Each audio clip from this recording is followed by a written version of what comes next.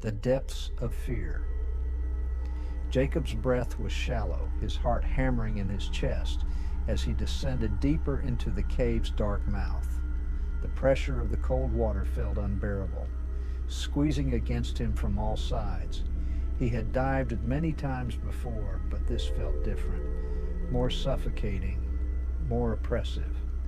The passage was narrow, tighter than expected, but curiosity had driven him forward. Now, as he squeezed through, the walls pressed in on him, the water heavier. He felt trapped, his tank scraping against jagged rocks, his body wedged uncomfortably. The tunnel twisted downward, the light from above barely visible. He tried to turn back, but the narrow tunnel was too tight.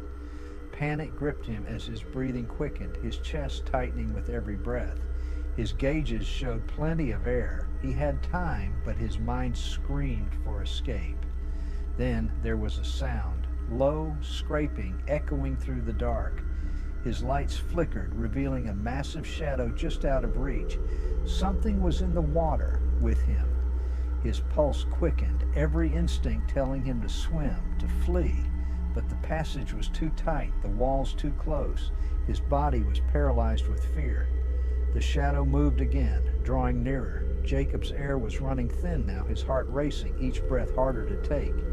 He kicked his legs, trying to force himself forward, but the water thickened, as if the ocean itself was holding him back. The shadow was closer now, its presence suffocating. With a final, desperate push, Jacob kicked toward what he thought was the exit, but the passage closed in around him. Darkness claimed him, and there was nothing left but silence. The dive team would find his gear hours later. Jacob was never found.